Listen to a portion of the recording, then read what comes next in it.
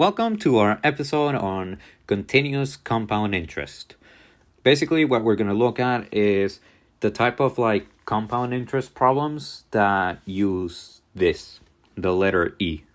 And this E is Euler's number, and it roughly equals to 2.718. E is an irrational number like pi and plays an important role in calculus and statistics. The reason why this number is so important is because it shows up basically everywhere in math. And people love this number, and it got a whole letter for it. And one of its uses is to find continuous compounds. So first, solve our problems, we are gonna use this equation right here, and it is very important for you to memorize it. And that equation is A equals P times E to the power of R times T. Basically, A is going to be your total, your product, whatever number you get, it's going to be A. P is going to be the initial value or the initial investment or loan of the problem. And R is going to be the rate of change or rate of interest, the interest that changes the initial amount. Then we have E, in which we just went over it. And T is going to be the time of investment. Now that we went over the equation, we are free to move on to our first problem. Our first problem says, suppose you invest $8,355 in a savings account with an annual interest rate of 4%, compounded continuously. Calculate the future value of the investment after 3 years of this investment. So, using what we know with the equation, we can plug in all of those numbers, all of the information into the equation. So we would get that P is, since it's the initial value, it would be 8,355.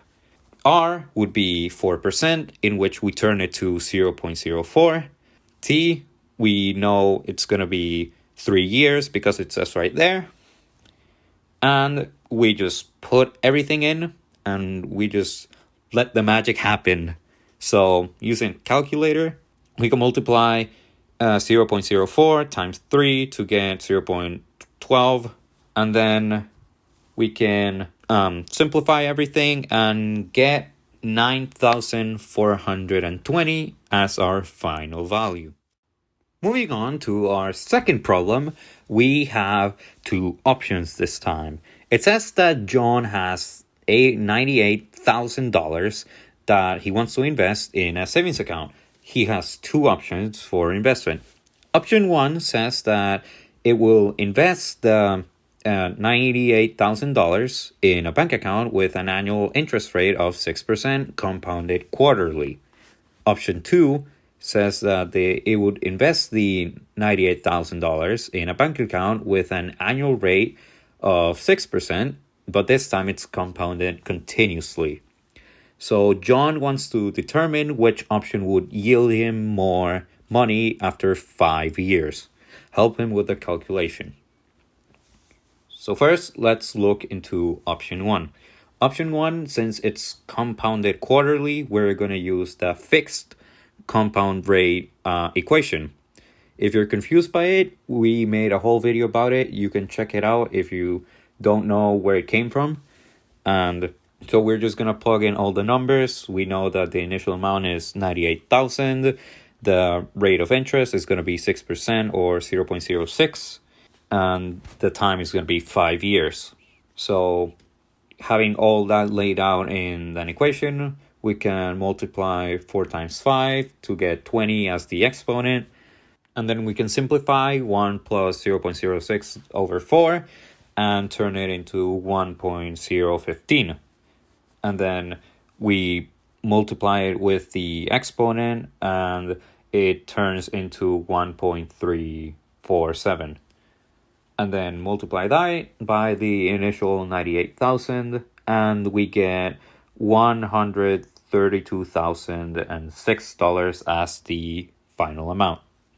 Let's look at our second option. Since it's continuous, we're going to use this equation. And we just plug in all the same numbers, and we get A equals 98,000 times E to the power of 0.06 times 5.